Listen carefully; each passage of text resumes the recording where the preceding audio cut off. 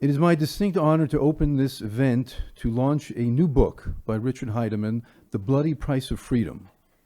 As director of the B'nai B'rith World Center in Jerusalem that has served as an embassy for B'nai B'rith International in Jerusalem since 1982, I have known Richard for many years, and I can attest that in his professional, civic, and personal life, he is a dedicated champion of Israel and the Jewish people. He and Phyllis are the epitome of a power couple whose chief concern is the continuity of the Jewish people and the security of the State of Israel. They never miss an opportunity to visit their daughter Ilana and grandchildren in Israel, and it is great to see them all here today, together with other members of the Heidemann family. Before I continue with my own remarks, allow me to read a letter from B'nai B'rith World Center Chairman, Dr. Chaim V. Katz, that fully represents my own feelings and thoughts this evening. Good evening. I would like to welcome all of you to this important evening. I would particularly welcome Dan Mariashan, the CEO of B'nai B'rith International, who is here from Washington to help celebrate this book launch. Also, many thanks are due to my comrade in arms, director of the B'nai B'rith World Center, Alan Schneider, without whom this event could not take place. Chaim asked me to read this verbatim, so I'm doing that. Ladies and gentlemen, and in particular brothers and sisters of B'nai B'rith, eminent guests, it gives me great pleasure and it is an honor for B'nai B'rith World Center to join in the celebration of the publication of this remarkable book. Regrettably, because of strictures relating to COVID, I am unable to be here in person. But as chair of the World Center, I would ask Alan Schneider to express my congratulations to my eminent and distinguished friend, Richard Heidemann. Richard is not only an amazing lawyer, he is also a dedicated fighter for Zionist, Israeli, and Jewish causes, our causes. He has done this tirelessly and with the utmost dedication for many years. Richard served as one of the youngest presidents of B'nai B'rith International and later as president of the American Zionist movement, and was and is involved in suing terror organizations and individuals responsible for heinous attacks on Israelis and Jews worldwide. I am still reading through his book, and I am sure that many will find it as fascinating as I do. We all wish Richard many more years of creativity and leadership. We need more Richard Heidemanns to help in the ceaseless fight that we as Jews are fighting in many, many spheres. It is almost trite to say that behind every great man there is inevitably a great woman, but this is very true in the case of Phyllis Heidemann. She is that valiant woman described in Eshet Chayil. A leader in her own right, she has served the Jewish people, whether it be as former presidential appointee to the United States Holocaust Memorial Council or as president of the International March for the Living, where the memory of our tragic past serves to fuel the determination to make a better future. Phyllis is a force of nature and deserves our admiration. Thank you, Phyllis. However, the Heidemanns' fruitful activity does not end there. It carries on to the next generation. Ma'aseh avot siman lebanim. In the Midrash it says, Midrash Bereshit Rabbah, Amar lo HaKadosh Baruch Hu LaAvraham, Ata siman levanecha. God says to Abraham that he is an inspiration to his offspring. So in this family, the Heidemann dynasty does not end with Richard and Phyllis. Dr. Ilana Heidemann, who leads the Israel Forever Foundation, is the expression of the success of her parents passing on the notion of service to the Jewish people and Israel in particular. It is also an expression of her own determination and talent. Ilana is always busy, whether welcoming ambassadors from the United Nations or in passing the great Zionist tradition onward to her followers. Thank you, Ilana, and may you carry on in this vein in the years to come. To Richard and his remarkable book, I say, may you go Michael El Chayil. Thank you, Chaim Katz.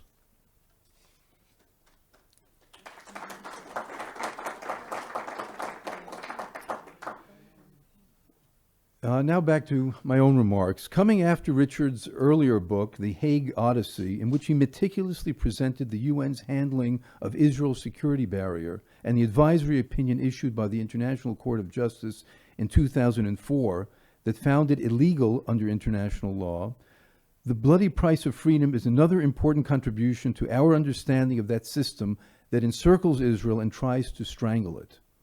The book spells out in clear and concise language many of the prejudices Israel, and only Israel, faces. The multilateral international system, particularly at the UN and its affiliated bodies, in the presentation of historical fiction as fact, particularly regarding occupation and refugees, the canard of apartheid, and old and new forms of boycott.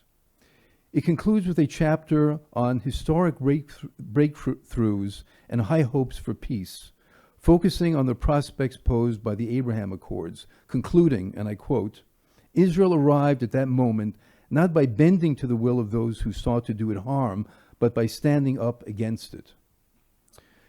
This echoes the recently released secret testimony of Winston Churchill to the Peel Commission in 1937, in which he rejected, in his signature blunt language, the notion that Arabs have the right to the land of Israel just because they were the majority of the inhabitants at the time of the mandate. It would behoove the Zionist leadership in Israel today to embrace that attitude that was so clear to Churchill at the time and not bend to the will of those who seek to undermine our resolve to maintain Israel as the one and only Jewish state. I would now like to call on the publisher of the book, Elon Greenfield of Gefen Books, for brief comments. Elon, bevakasha.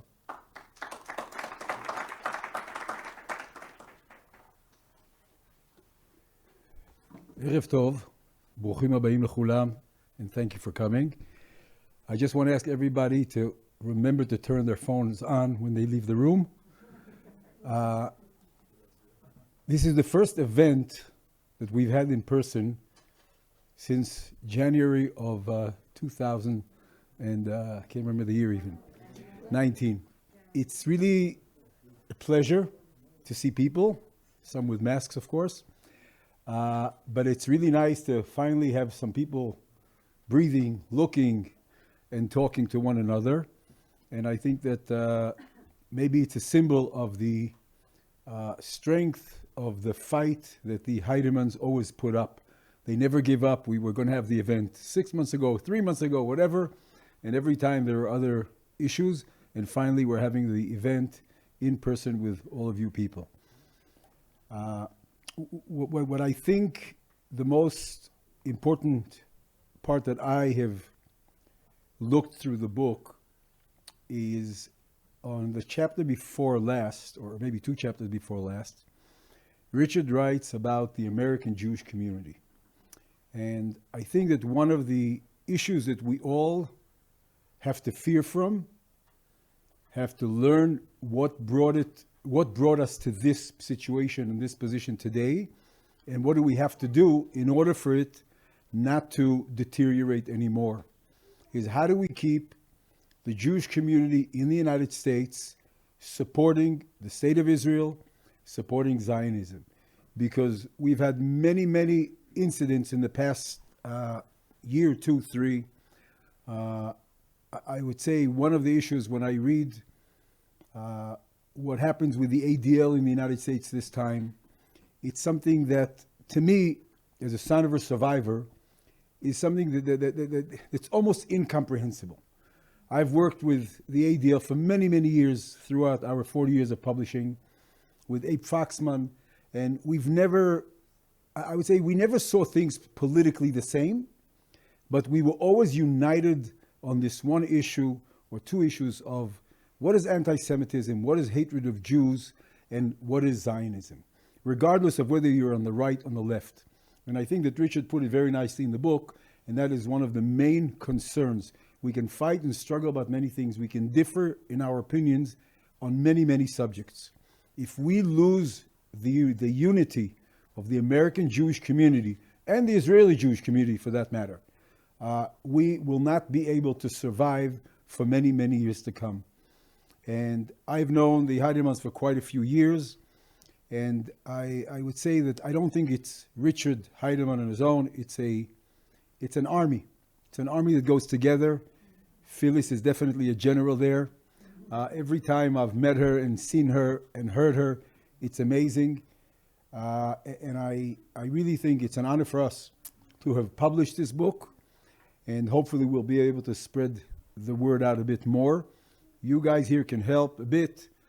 You've all taken pictures with Richard, with the book, without the book. Put it on Facebook. There's someone here from Facebook. I'm sure their policy will let us put the books on. We're not doing anything against. And so just put the books, the pictures on Facebook, promote it, keep on. In the end, we want 1 million people to hear about the book, so more people will buy.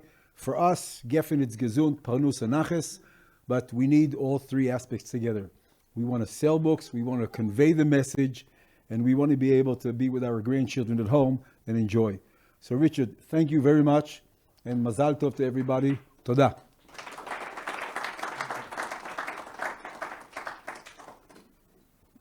Thank you, Elon, my neighbor. It's now my pleasure to introduce B'nai B'rith CEO Daniel Mariashin, who will open and moderate a panel discussion on examining the linkage between terrorism, anti-Semitism, and the demonization of Israel. Dan is one of the most experienced and dedicated professionals in the Jewish world today, and since we are determined to keep this event at about an hour, I cannot possibly offer too much biological detail, but I will suffice to say that Dan also serves as director of the B'nai B'rith's International Center for Human Rights and Public Policy.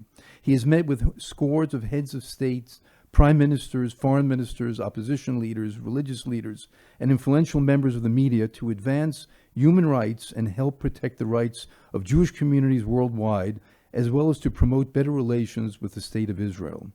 He served as a member of the U.S. delegations and speaker at multiple OSCE conferences and was a member of the International Advisory Committee of the Argentinian Commission studying that country's relationship with the Nazi regime. He served on the Commission on Property Restitution in Slovakia and as a member of the International Commission on the Holocaust in Romania. Since 2006, Dan has led negotiations with countries on restitution of Holocaust-era assets on behalf of the World Jewish Restitution Organization.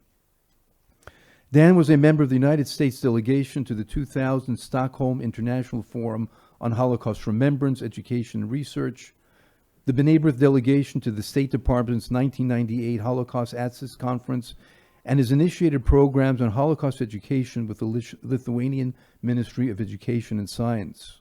He has been recognized for his work in Central and Eastern Europe by the United States, Latvia, Lithuania, Bulgaria, and the municipality of Sparta in Greece. He's written numerous articles and reviews on anti-Semitism, foreign affairs, and national security issues for such publications as the Wall Street Journal, the New York Times, Los Angeles Times, and so on. He's also appeared as a foreign affairs analyst on television and radio programs. He's lectured on foreign and defense affairs at the U.S. State Department's Foreign Service Institute and the Marine Corps Command and Staff College and at other military installations in the United States. I will end just by noting that in 2017, he addressed a special meeting of the Foreign Affairs and Defense Committee at Israel's Knesset, convened in honor of the centenary of the Balfour Declaration that was initiated, the special meeting, not the Balfour Declaration, by the B'nai B'rith World Center in Jerusalem. Dan, bevakasha.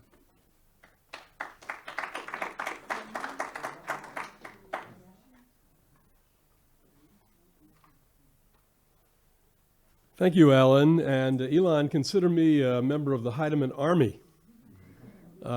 Richard and I have worked together for many years.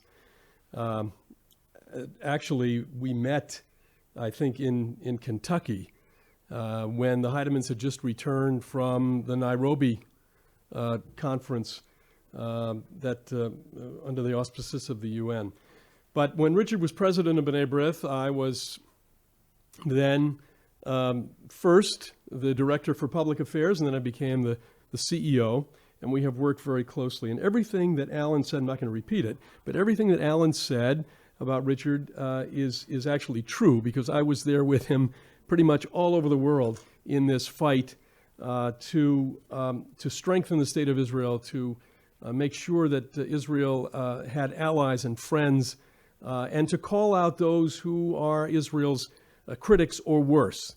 And so I was pleasantly pleased to see that Richard had written this book, but not surprised, because the book also is a story of his and Phyllis's efforts over all of these years on behalf of the Jewish people in the state of Israel. So, Richard, we thank you.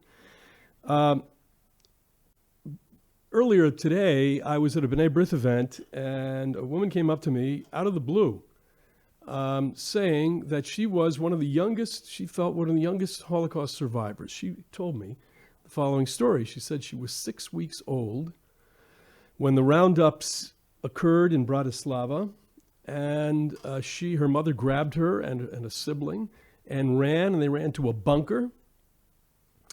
She survived the war. You can imagine what that was like. For 15 months, they were in the bunker. And I just thought to myself, here I'm standing in Jerusalem.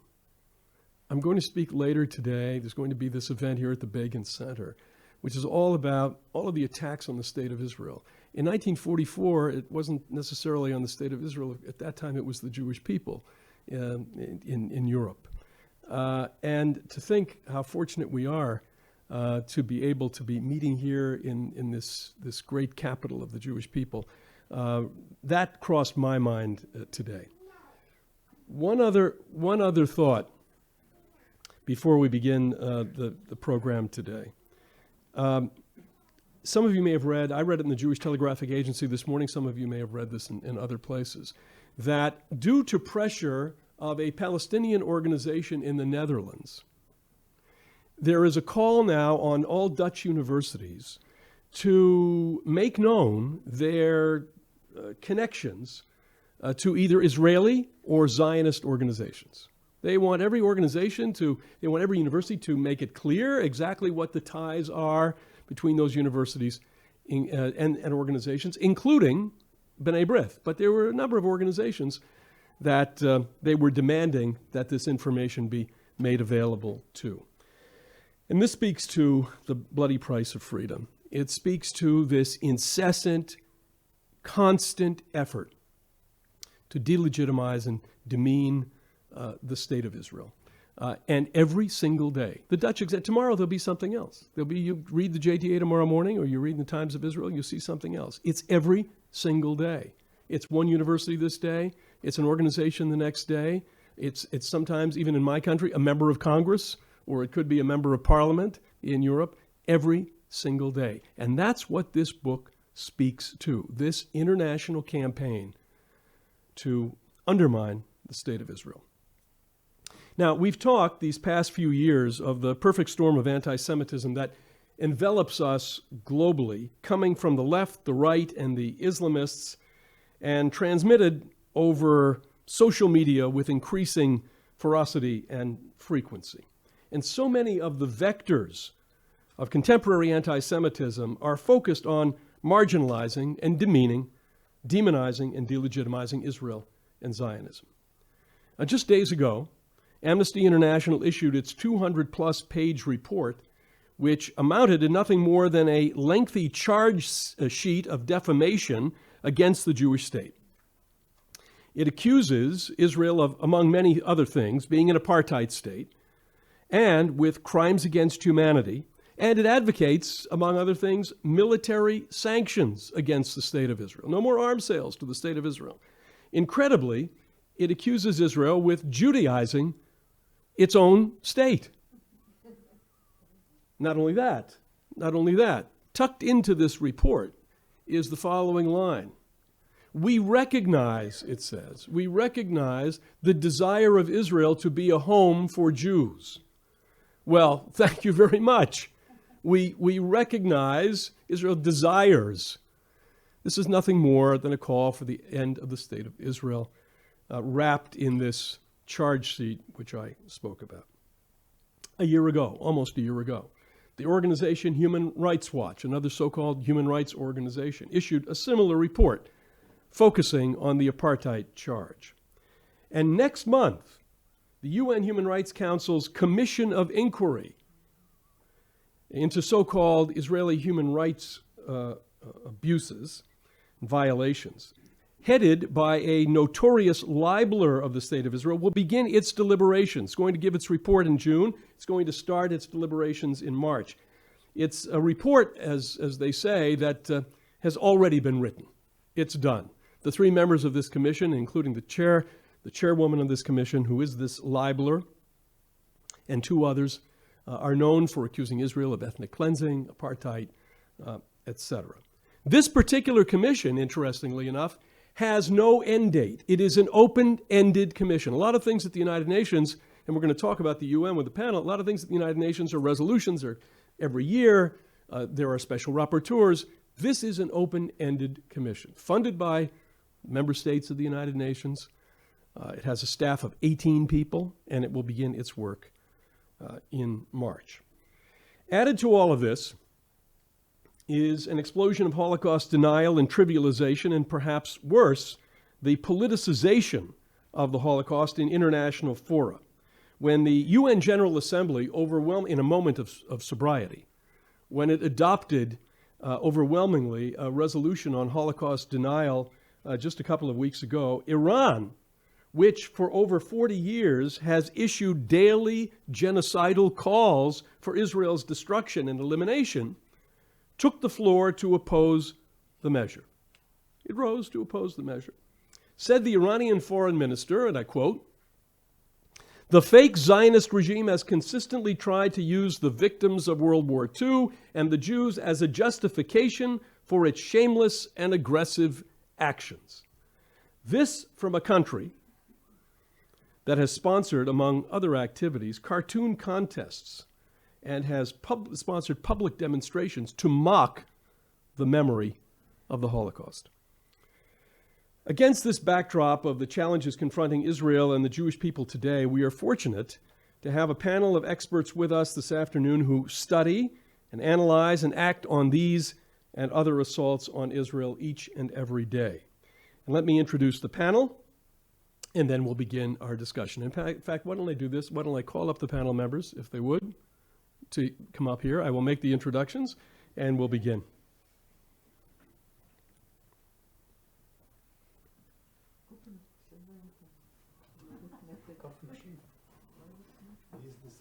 The centerpiece. Okay, Advocate Irit Khan served as president of the International Association of Jewish Lawyers and Jurists from 2010 to 2017. Before that, she was director of the Department of International Affairs, Office of the Israel State Attorney. In that capacity, Advocate Khan was responsible for representing Israel on international criminal issues. As IJL president, Khan managed many public and legal activities against anti-Semitism, human rights violations, and denial of the State of Israel, including the false claim raised at the UN Human Rights Council that Israel stole organs from dead Palestinians during the 2006 Second Lebanon War. Brigadier General Yosef Kuperwasser is a senior project manager on regional affairs at the Jerusalem Center for Public Affairs and head of the Institute for the Research of Intelligence and Terrorism at the Israel Intelligence Community Commemoration and Heritage Center.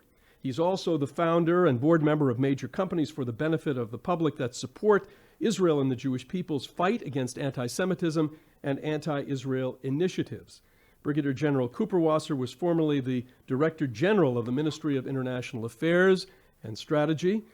In his long career at the IDF, he served as Assistant Defense Attaché for Intelligence at the Israeli Embassy in Washington, D.C., Intelligence Officer of the IDF Central Command, and head of the Analysis and Production Division of the IDF Directorate of Military Intelligence. He authored a wide variety of publications on the Middle East, terrorism, and intelligence, and he is an opinion contributor to various Israeli and international media outlets.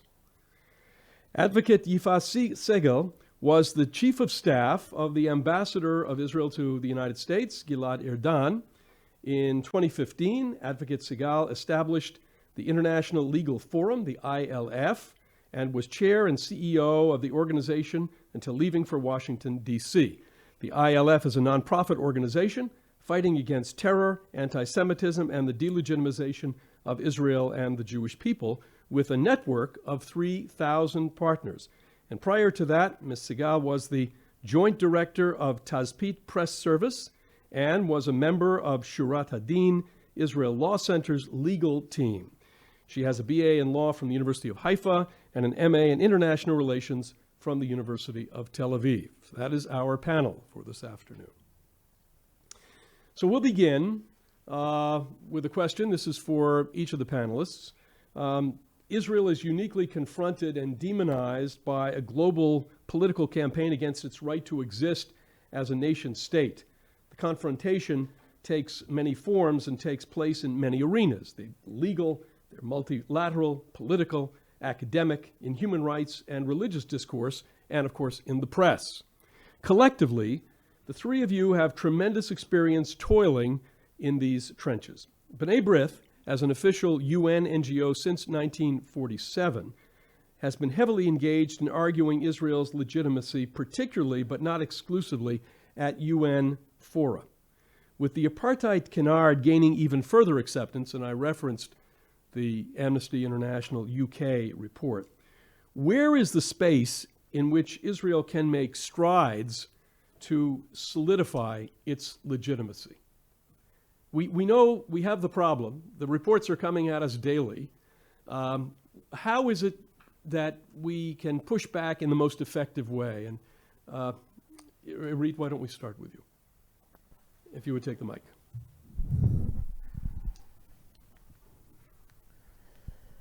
Well, this is a question that I've been asking myself every day when I was in the Ministry of Justice, and afterward as the president of the International Association of Jewish Lawyers and Jurists. First of all, what I've seen and what I'm hearing today is ignorance. There is no knowledge of what is the truth. And when we take, for example, students in universities of the United States, I'm talking about the United States because I was dealing with it and I wanted to contact deans of faculties of laws in order to make some order in the fights between Palestinians at the universities and Jewish students. So we saw the phenomena of lies by the Palestinians, but the Jewish students who didn't know the history could not answer, which of course it gives a terrible feeling. And when you see it, I can't speak generally about everyone, but there is an ignorance. And in this respect, Richard, your book is doing a lot. If people will read it and they will learn a little bit about it, it will be, of course, better. Secondly, for my experience, when I was in the Ministry of Justice, I tried to make connection with private people. We used to go, like, for example, every year to the Council of Europe. And in the Council of Europe, we had people that we dealt with extradition. This was a subject of legal assistance, for example. But in the intermission, I used to ask them about Israel. What did they know, if they knew? And I asked the Council of Europe to let me do a dinner. And the Minister of Foreign Affairs supported me at that time. And all the people that came, were 40-something people, did not know what I talked about the dispute with the Palestinians. And they asked me why we don't hear it. So the next step was that I invited them to Israel, and each one of them had to lecture about something. So it's like works that going one after the other. In the meantime, what we are seeing is that things are getting worse all the time. So it's clear that someplace or somehow we are making mistakes. Because we saw all these reports, we are not able to explain and to justify the cause. One of the reasons, which is very, very, I'm sorry to say it, is if you look in our public in Israel, we see so many disputes. And you are not standing and transferring the mission abroad from one unity of all of us, because we are fighting each other. And we always said that this is very, very, very dangerous.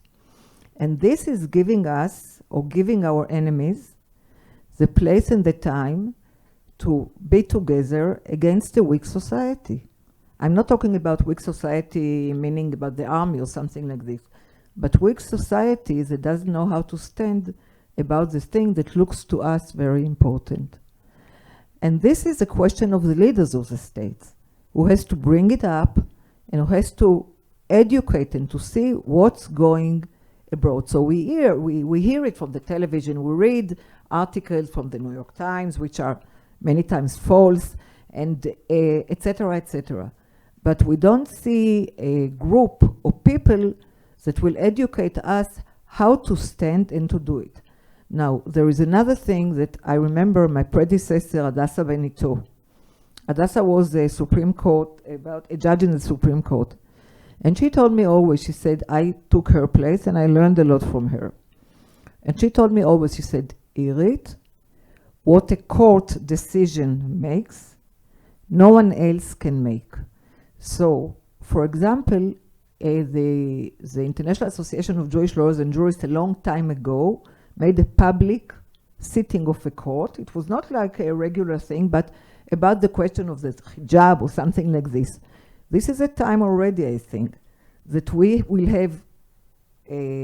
have prosecutors and defense lawyers about the right of the State of Israel to exist, but not with a question that we don't know that we have the right to exist, because sometimes it can make you weaker that you say, okay, are you doing it?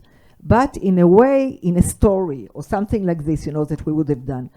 Look, there are many things that we could have done. We need a team of thinking of how we are going into war about those things, because there are a lot of lies and we see that the things are deteriorating.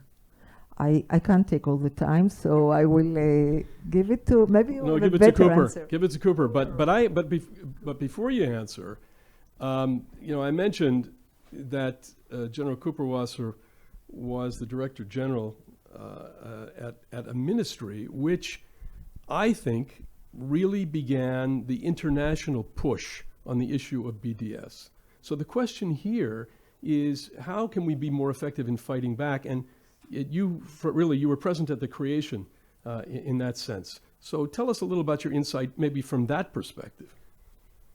Well, first of all, I think that we should have more books, like the one that Richard also. It's very important because we are not present enough on the bookshelf, and so much written by our enemies and so little written by us that anybody who's looking for answers goes to the bookshelf and he has a much greater probability of picking one of the other side's book before he reaches to us. I think as a conscript in this army of the Heidemanns for quite a few years, I think it's very important that we have this book. And, but beyond that, look, I think we have to be creative all the time and to keep learning all the time. The situation changes continuously, and many of us have this one idea that they have 20 years ago, and they stick to this idea, and we have to refresh our ideas because the situation is changing. First of all, when we started thinking about it, this idea of BDS was the delegitimization was something on the fringes of the American society. It has moved in spite of everything we did. It could have moved probably much more to the center, but it has already moved dangerously enough to the center. And so things that were relevant to fighting strange fringe are not necessarily as adequate when you look at the situation right now. We have to be much more innovative. And first of all, we have to admit that there is a problem. There is still a big debate whether the problem really exists and whether we should put all the efforts in fighting it. Many people still think that this is a minor issue. It's not really important. So yeah, so it's some nuisance. That's what it is. No, there are people. The people here in the room don't think so, I think. But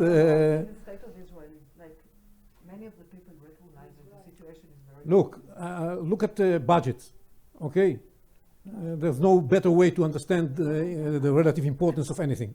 the budget given to that has shrinked, not only, and there's no way to use the money that was allocated. We don't still find a way to use it. Now, one of the things that are new is that we have one basic advice that I have is to be strong and prosperous. Okay, that's people don't mess around with people who are strong and prosperous, and that's very important. And this will also gives us the resources that we need for that fight. But on top of that, when we look at the new opportunities that we have, it's not only new threats. We also have new opportunities. And chapter 5, if I remember correctly, of the book, deals with those new opportunities, the new treaties we have with Arabs in the region. It's something that I was speaking about for a long time, but now it's more visible and tangible, and we have to take advantage of it. Look, when Mansour Abbas speaks in the Washington Institute last week and says, I don't use the term apartheid. That's important. And when he says, sitting in the Globe's conference, that well, this is a Jewish state, and the Jewish people decided that this is the Jewish state, and I think this is going to last like that for a while at least. This is moving away from the Palestinian narrative in a very significant way.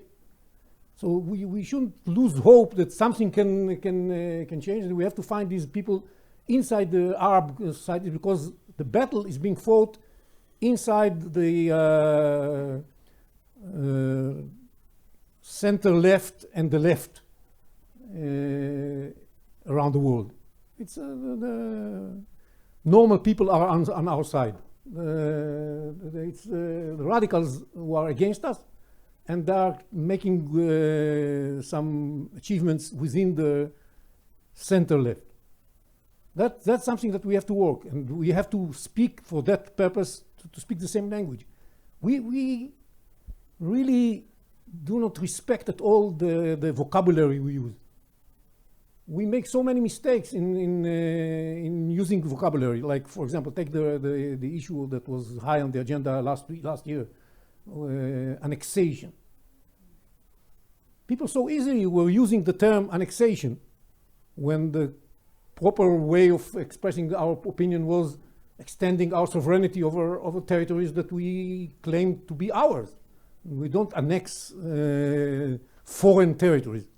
This is something critical, because once you use this wrong terminology, then you're lost. It's annexation is illegal. So what are you doing? It's we really are not professional enough in the way we handle this matter, and we make so many mistakes along the way, including the current government, the previous government, the current government. I'm not blaming anyone in particular. It's this is something that we are not good at. We have to improve. We have to consider improve and be able to speak correctly on this matter. The other thing is that the last thing that I mentioned here, I have a long list, but of things to do. But beyond being working in concert with everybody else and making sure that we have the ability to use all our power, not in an ad hoc way, that there's one problem, so we all come together to deal with this problem, a minute later, everybody is on his own. It's beyond that.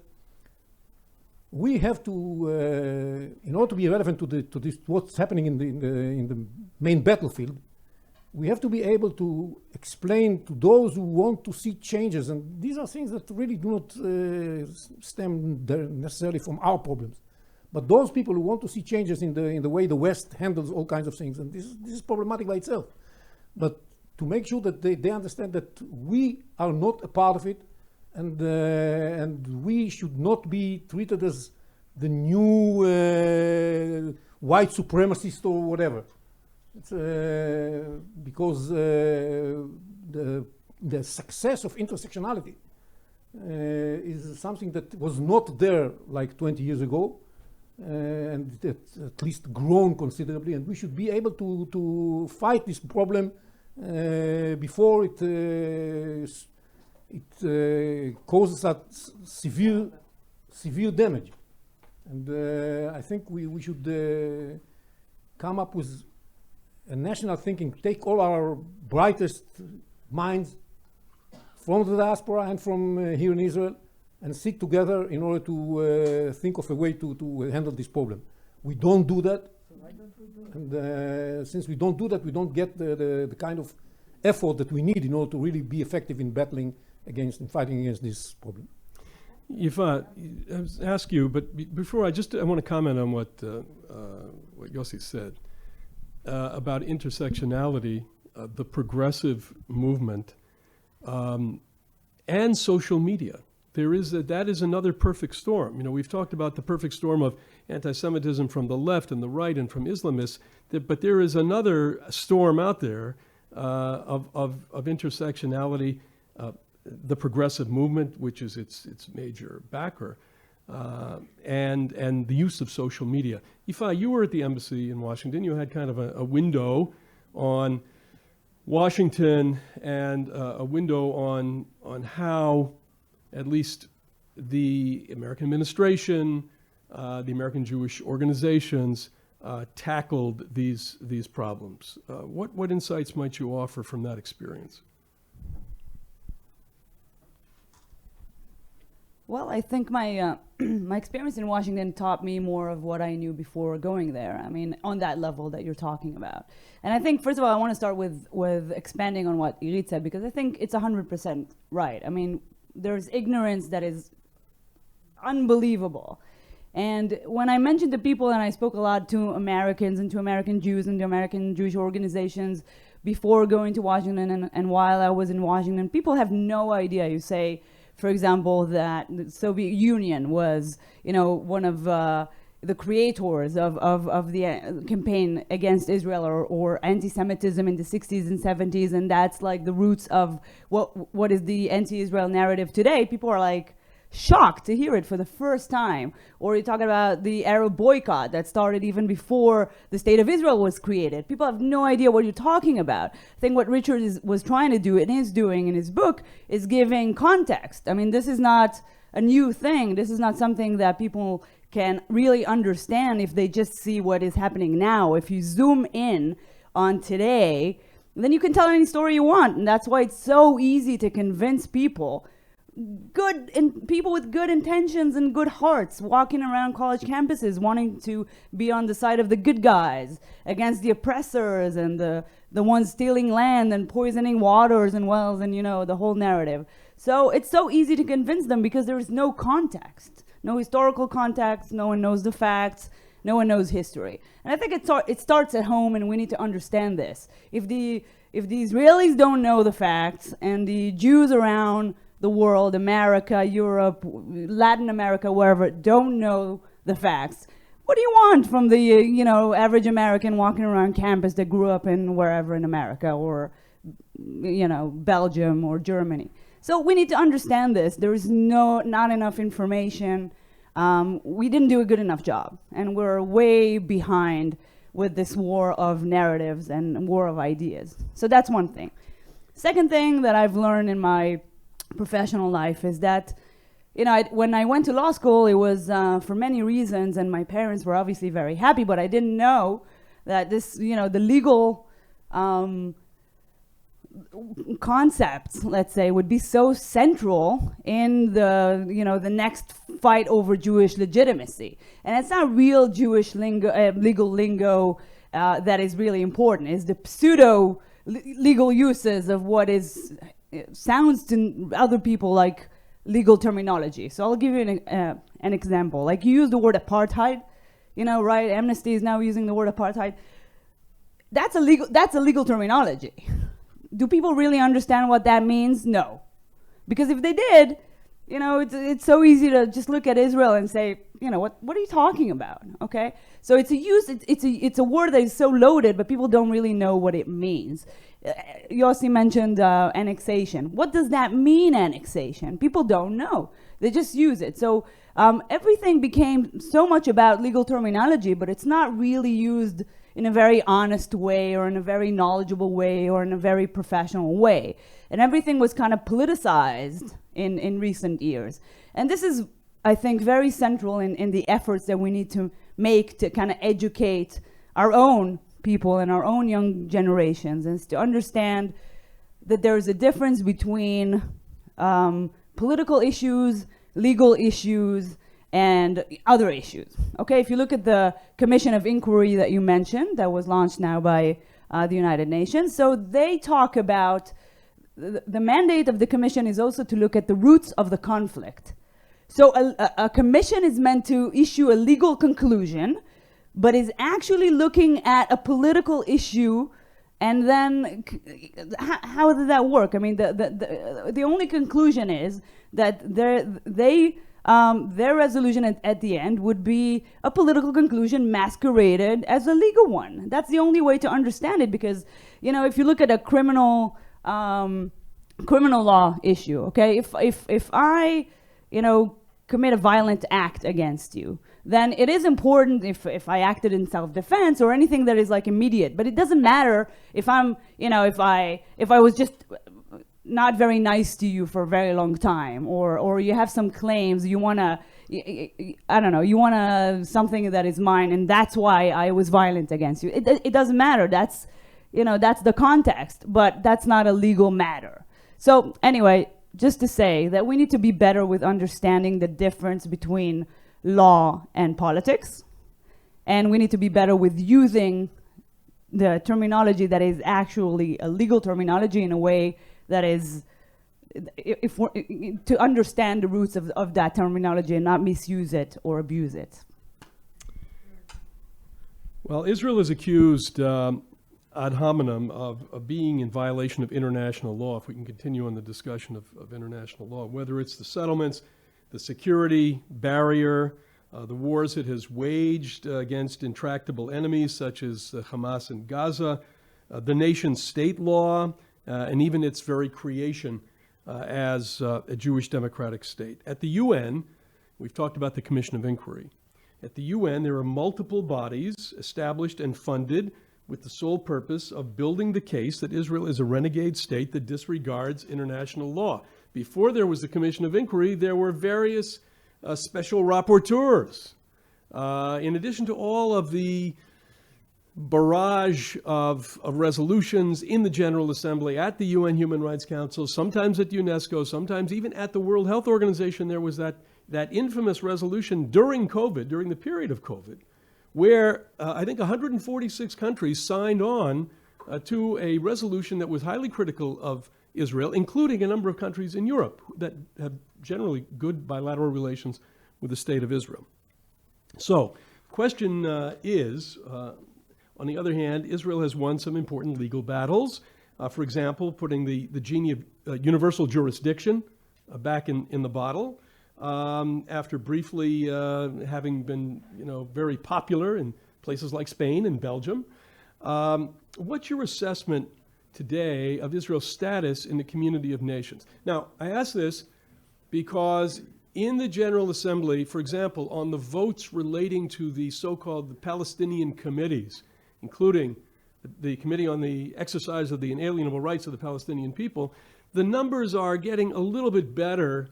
We're seeing more that are shifting from yes votes to abstentions, and from abstentions to no. Not a big wave, but things are changing. And in that context, this is another question, but I'm going to make two questions into one. In that context, have the Abraham Accords and the normalization process begun to impact that issue of voting and that issue of Israel's status at the UN? Now, there were 146 votes, I think it was 146, in favor of this Holocaust denial resolution a couple of weeks ago, which is pretty impressive anytime you get 146 votes, sponsored by the State of Israel, co-sponsored by Germany. So that's the question. What do you see as the scorecard at the UN? Irit. There is a change, I feel. Sorry. There is a change, I think, that we see. I can tell you that in the Ministry of Justice, although I'm not there today, but I know that the international department, not the one that I was the head of, but the one with the with a legal advisor, is doing a fantastic job. They are really doing a fantastic job with the ICC, for example, with opinions, with suggesting with other lawyers all over the world.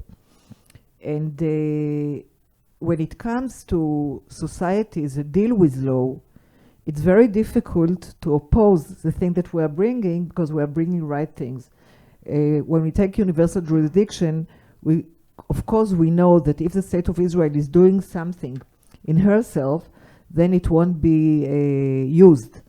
I can tell you that I was the head of the team that protected Sharon in Belgium. And we saw exactly what was going there in the courts, and how we worked with lawyers, with judges, etc. There is a way to work with it. And the newer courts today with the Arab countries, I think, do really work. And it does support and change a little bit at the United Nations. But at the United Nations, I think that we don't do enough work, because I remember that there was some decision that had to be in the Human Rights Council. I don't remember exactly now what was the decision, but we are really, we took people from the International Association of Jewish Lawyers, and we really conquered this committee, working with each country before the elections. And that's the way that it has to do. But we come to money again, because when you do those things and you have to send people to do it, you need a budget. There's no problem. You can do a lot of things. So coming back to your question, I do think a little change. I do think that the newer codes helping. I think that things are not done enough in the United Nations, which we can do it concerning law, because we have a very high legal understanding of what's happening, and we can use it, but we're not using it enough. Cooper, in terms of the Abraham Accords, and you alluded to them earlier, you know, one of the arguments that we use when we meet with diplomats to discuss a whole range of issues since the signing of the Abraham Accords is exactly that look, there is a group of countries now, it's 4, but it hopefully will be more, who really have some kind of future vision of the region. It isn't that necessarily that they have lost their interest in the Palestinian issue or in other issues, but they have kind of a future vision. And that is creating a certain amount of optimism that this can work. Now, it may be too early. It's only a year and a half. So we don't want to get too excited, but everything that we see seems to be in the right place. How do you see it in terms of the impact on Israel's standing in the world? Well, I think we have to, unfortunately, separate between our influence in the world in the real terms and what happens in the UN. These are two separate arenas. And in the UN, it's more complicated, but as long as it doesn't affect the Security Council, it's less dangerous. Not that it's not dangerous, but it's less dangerous. In the Security Council, this issue has not come to any discussion for a long time now. The last time it did was a very dangerous one. This was the resolution 2234 that where the United States itself initiated, even though it didn't vote, but it abstained, but it allowed and it initiated a vote, a resolution that was against us. That's we have to remember where we were, and in another arena, things were going in the wrong direction as well. The ICC. It's fortunately Bensouda went away, and I don't know what Khan is going to do. But definitely with Bensouda, the situation was very bad, and so we have to be very cautious about what can happen in these areas, in spite of all these new developments that are for the better. This is in the international fora. When it comes to bilaterals, and even regional context, it's a different story. Look, the Palestinians tried together with Algeria to kick us out of our observer status in the Organization of African Unity, and they were not successful. We have some progress in Africa, definitely in the Middle East. It's not only the four; it's also Jordan and Egypt. We are talking about 6, and look, Amos Hochstein is making some progress in this idea of reaching some progress, making some progress vis-a-vis Lebanon. So it's things, and I, you know, I'm in touch with a lot of people all over the Middle East.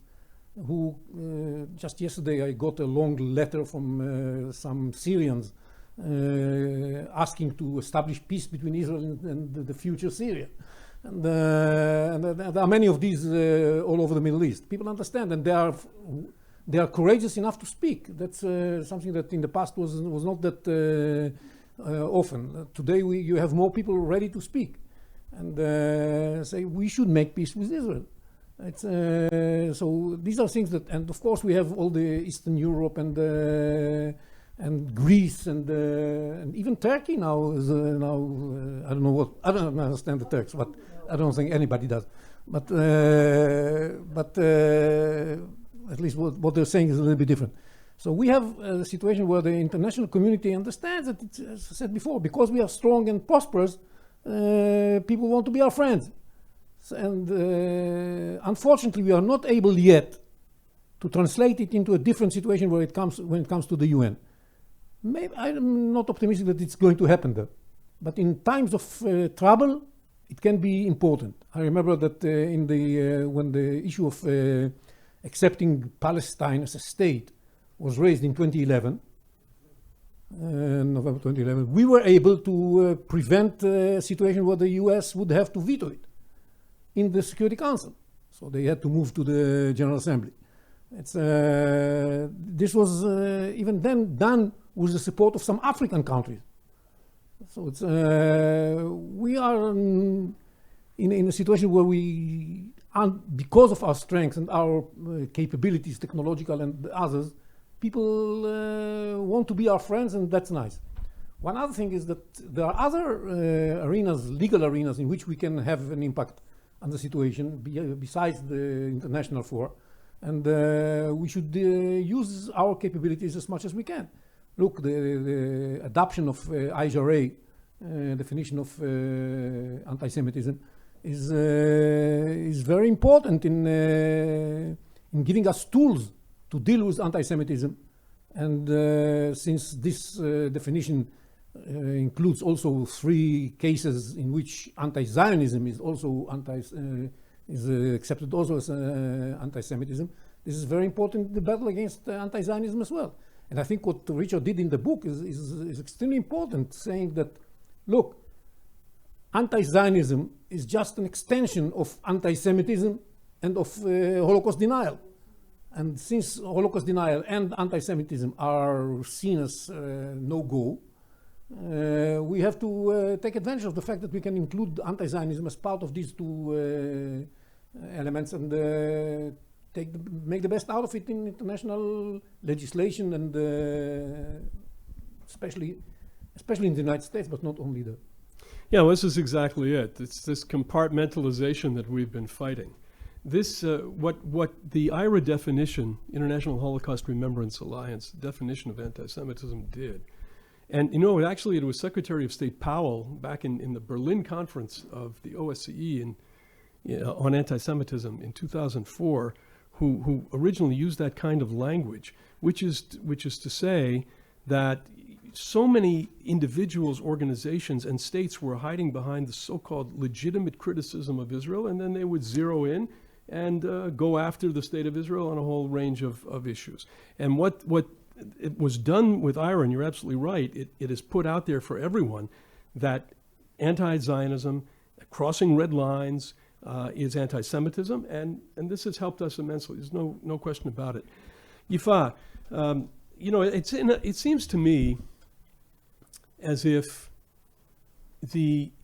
there's kind of a relationship between the Abraham Accords and, over the last year, Human Rights Watch, Commission of Inquiry, Amnesty International. It looks to me as if these folks are watching and seeing the dynamic change, and it almost seems that there's kind of a surge in this anti-Israel, anti-Zionist activity, because they sense that there may be, I don't want to be accused of being overly optimistic, that there may be some changes out there. So how do you see it? Well, it's very interesting to. I've spent years researching this, what we call BDS movement, and it's just if I just put my feelings aside, I can just say that I am in awe at what they have created. It's an international network that is unbelievable. There are thousands and countless thousands of organizations and activists and members, and they have an outreach that we can't even, after so many, not so many, but at least a few years of trying to catch up with them, we're not even close. I mean, they've built an infrastructure that is so impressive that it does, and so then we see, like, what kind of a coincidence is this, that the same argument kind of pops up in Argentina, and then in Brussels, and then in the Amnesty International report, and then with organizations submitting to the ICC, and then with this parliament. Or it's not a coincidence. It's not. I mean, it's very hard for us to grasp this, but there is an unbelievable coordinated effort of this international network, and they feed off each other. So, for example, you read the Amnesty report. So you see all the references, including, like, if you go back to the human rights, what do you call them? Human rights, the other organization, sorry. Human Rights Watch, thank you. So they keep on referring to each other. So you see, like, there are footnotes by the hundreds. So you see this report, that report, this one said, this website, that. Unbelievable, but they all kind of link back to each other. So it makes an impression like, wow, I mean, this is, there's like this spontaneous surge of the search for truth everywhere in the world, and they all kind of came to the same conclusion. No, I mean, it's an all coordinated effort. And so if you ask me what is motivating them, maybe it's the ICCs that, we're now waiting to see whether they will or will not launch an official investigation after the court has made its decision last year.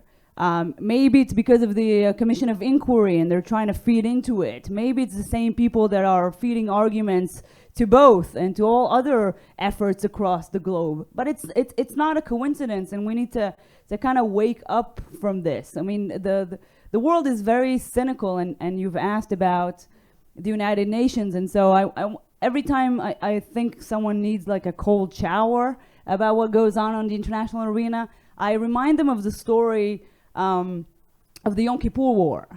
So, Golda Meir was begging the American administration at the time to send ammunition, equipment, reinforcement, and so they eventually agreed. And then the American airplanes had to stop in Europe somewhere to fuel.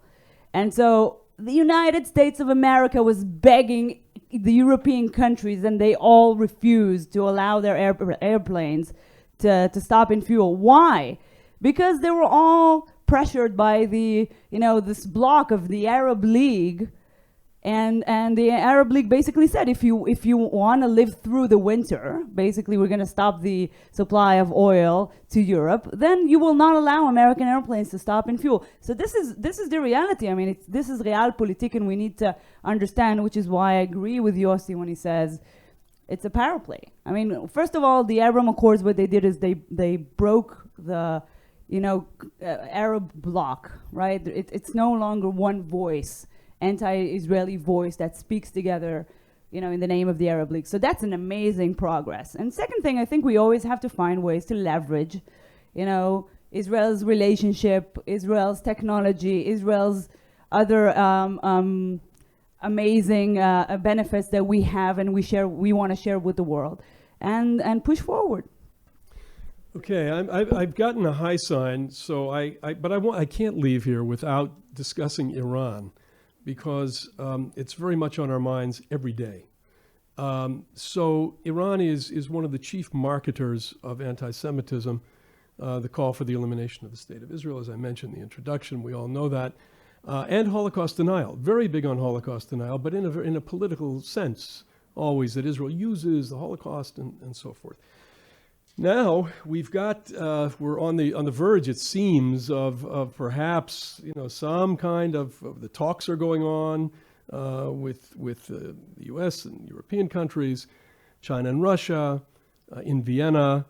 Something may be happening here. I'm going to start, if you can, very briefly, because we're taking up Richard's time and he's next.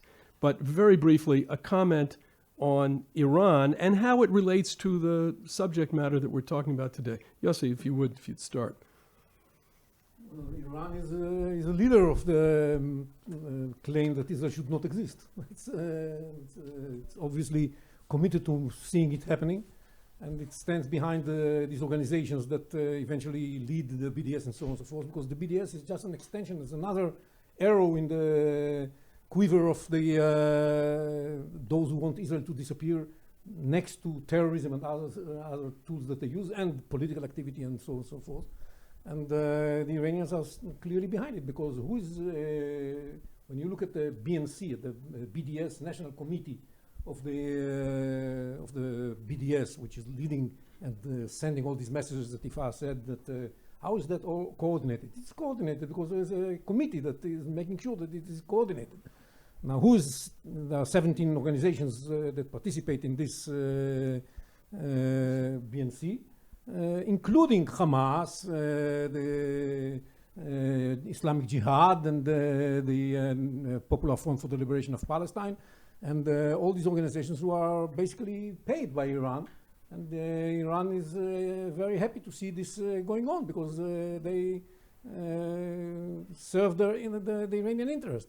And all of that is happening now, when the ability of Iran to support this effort might grow very considerably if we end up with the resumption of the JCPOA, of the Iran nuclear deal, because the Iranians are going to have all of a sudden billions and billions of dollars that they will definitely use, on the one hand, to strengthen Hezbollah and to make it able to launch more precisely guided munition, but also support the political activity and the BDS activity, the legitimization activity of all activities of all these organizations that are strongly connected to them. So if we have now thousands of organizations, you have many thousands of organizations, each one of them bigger because they pay money. And it's going to be an even bigger threat to Israel, besides the growing nuclear threat and military threat that we are going to be facing as well. That's where the Iranians come into this picture. They're very happy. And they of course do not try at all to hide their intentions towards us, with Khamenei and these people speaking all the time about the need to get rid of this cancerous tumor. That's how they treat us. That's known.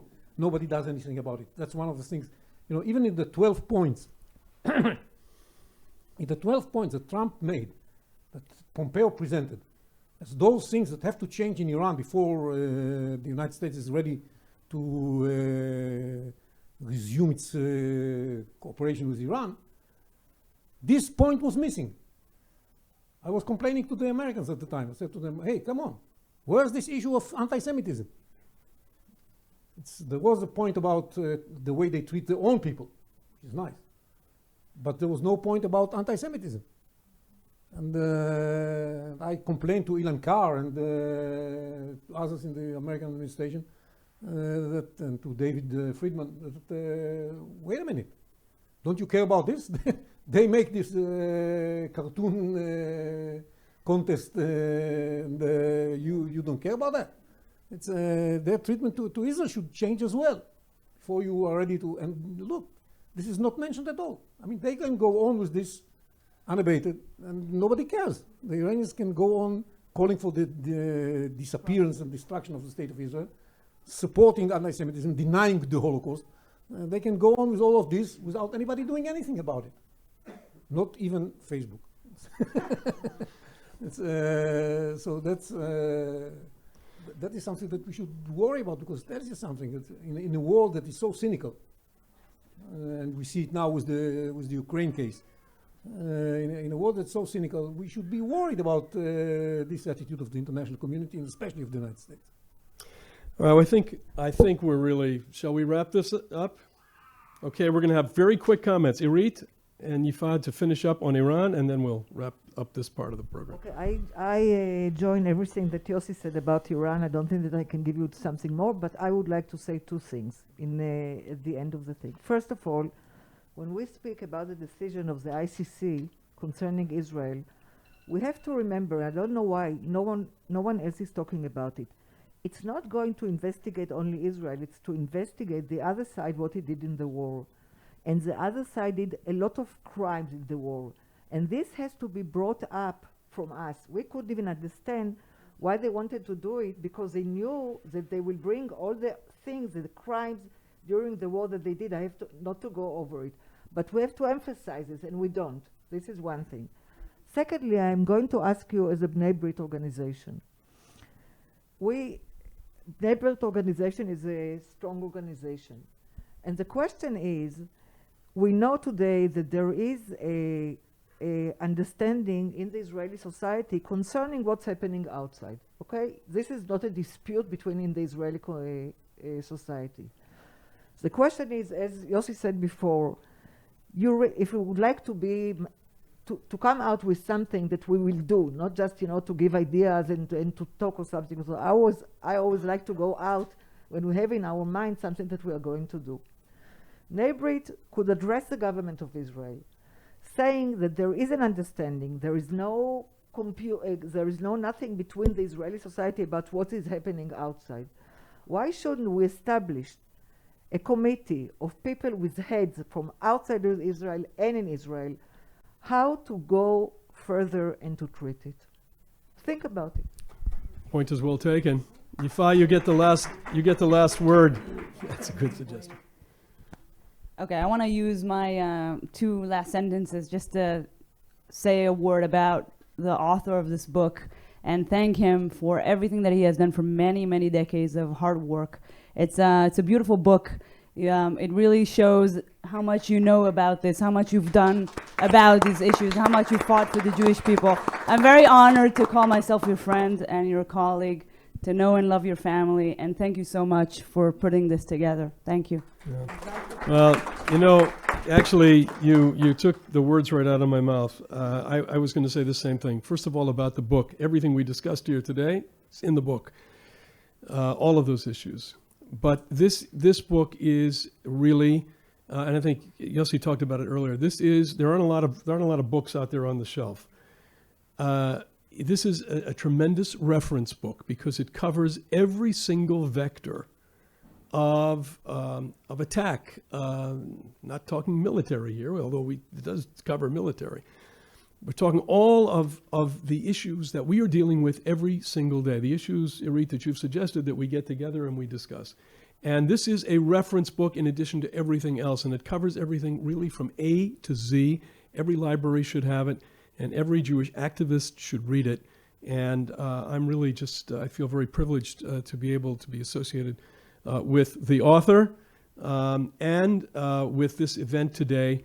Because I could think of no better place. Do it in Washington, you can do it in New York, but no better place than to do it right here in Jerusalem. So thank you to the panelists, and thanks to all of you. And Richard, thank you very much.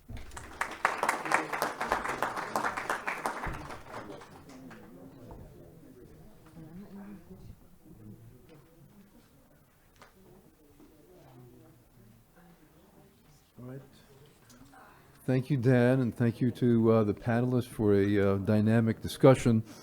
And to conclude our event, I wish to call on Richard Heidemann for author's concluding remarks. Richard, b'vakasha.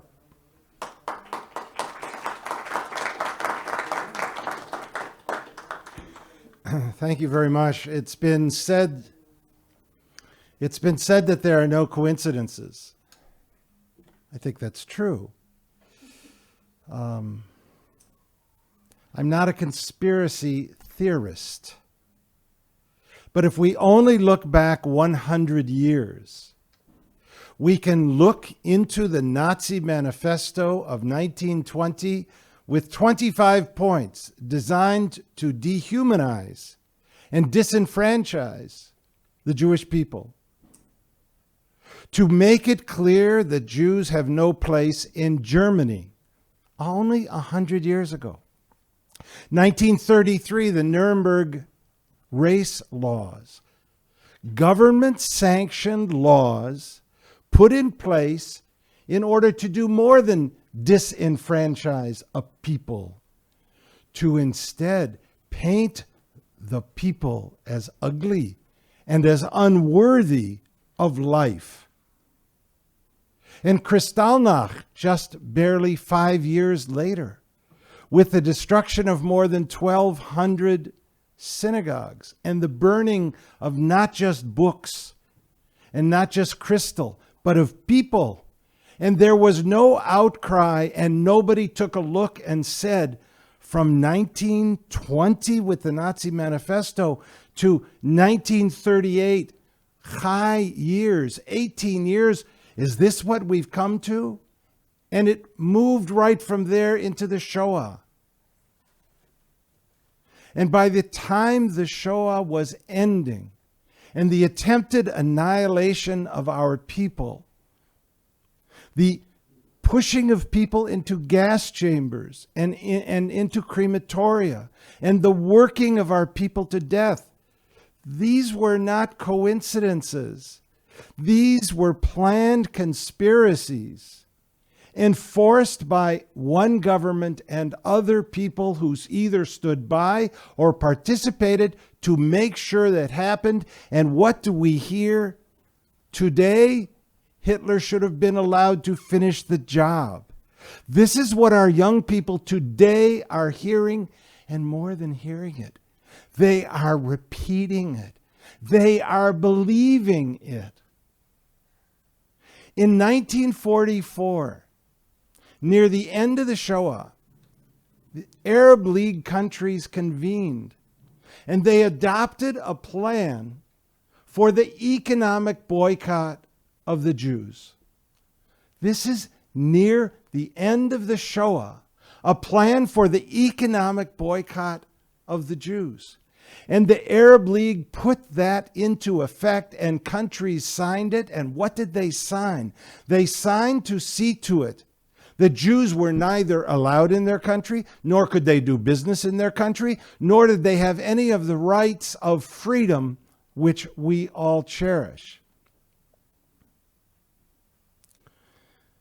And those very incidences that I've just described only spanned 24 years until the foundation of the Arab League, from the adoption of the Nazi Manifesto. And from 1944 until the Abraham Accords were signed, only 2 countries of the Arab League signed agreements with Israel: Egypt, Jordan, both arising out of wars. And the Arab League countries that attacked Israel blame it all on Israel, blaming it on the Jew. 2 countries in all those decades signed agreements. And in 2020, at the end of the Trump administration, 4 countries signed agreements, all within a short span of time. That too was not a coincidence. Some will say it was actually a conspiracy of the Jews working in the Trump White House, or working as President Trump's ambassador in first Tel Aviv and then moved to Jerusalem. Over the 100 years, we have been painted as a people that is an apartheid, racist, criminal people. When Phyllis and I went to Nairobi in 1985 to the UN Conference on Women, the theme was Israel, Zionists, racism. 10 years earlier, the United Nations in 1975 adopted a formal resolution equating Zionism with racism. And in Nairobi, we fought to keep those few words out of the outcome document at the United Nations. And fast forward to just before 9/11. We went to Durban under the auspices of B'nai B'rith International, Phyllis and I, and delegations from B'nai B'rith and other Jewish organizations around the world to stand against racism. The conference, the Durbin Conference, was a conference designed to stand against racism. And the theme of that hate fest was the demonstration of Israel, Zionism, and the Jewish people as the worst possible people in the world, and people who were not worthy, are not worthy.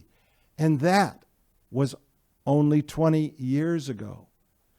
What we saw in Durban were the seeds of hate that have been sown and that have grown over 20 years, if they only started then, into flowering trees, beautiful trees, trees that people believe. And when Amnesty International wrote just last week what we talked about in the book as we worked on the book over the last few years, and I thank my wife Phyllis and I thank our daughters, both Ariana and Ilana and Stephanie and their husbands Ben and Joe Typograph, who worked tremendously on the research, my law partners, Noel Nudelman, Tracy Kalik, our assistant, Kiana Fogel, working with Gefen and working with friends who helped give ideas, but also helped make it happen. How did they make it happen? Because together they were willing to stand up and tell the story. Why does the story have to be told of just the last 100 years? Leave out for the moment the last 3,000 years that we all so pridefully talk about, our ancestral rights. Look at 100 years and look at just in the last 2 weeks with Amnesty International doing what the International Court of Justice in 2004 set the stage for. The International Court of Justice, on referral of a request from the General Assembly of the United Nations, reviewed the issue of the legal consequences of Israel's construction of the apartheid wall. We renamed it, those of us who worked on the issue, working with the Israeli embassy, working with Israeli diplomats, working with the State Department, working with think tanks. We renamed it the Terrorism Prevention Security Fence, because that's the only reason that fence was built. And 96% of it approximately is a fence, and only 4 to 6% of it is a concrete wall. And it's all designed to fence out the terrorists. This book was written because of terrorism. This book was written for the families, some of whom are here today. And I would be remiss if I didn't just simply mention in quick form families who came here through their pain tonight in order to be able to stand up proudly and say, we are here and we will not put down our swords of fighting against terror and fighting against anti-Semitism and fighting against demonization, because those families, and to each of you who are here, Todah, to each of you who lost loved ones and the fiber and fabric of your families and your communities, we feel for you, we love you, we work for you, because we do not have a choice in light of the conspiracy, because there are no coincidences. We have been facing a conspiracy pushed by the Arab League, pushed at the United Nations, and now pushed by NGOs over the entire global world.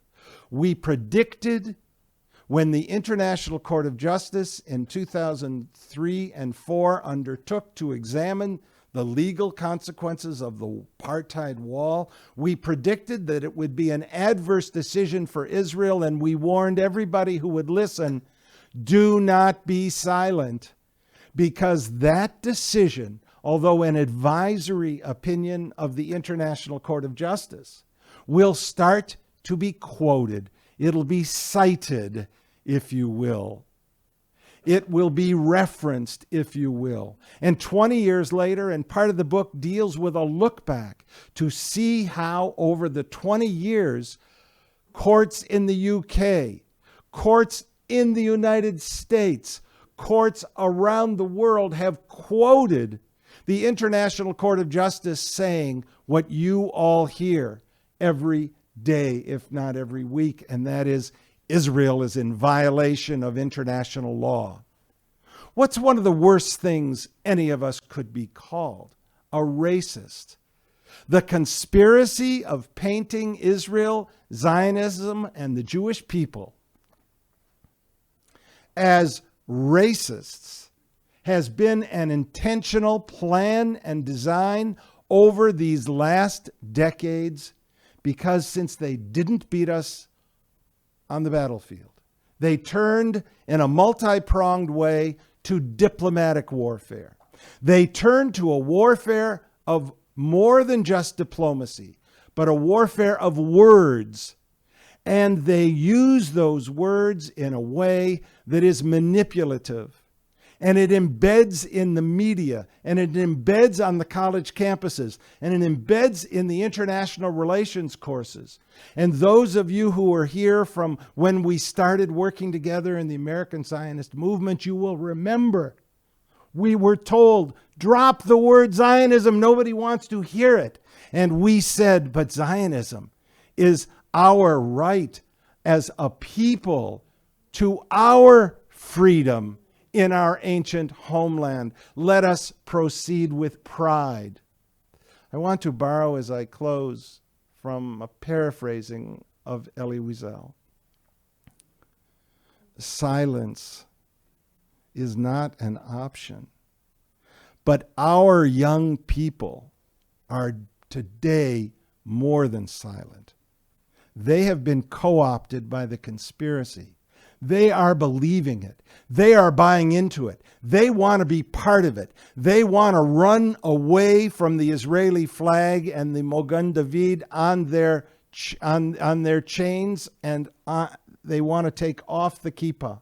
And they're reading about the attacks, and they don't get it, and they presume we must be at fault. And we have been blamed by the world, at the United Nations, in the press, by professors, and sometimes even at home.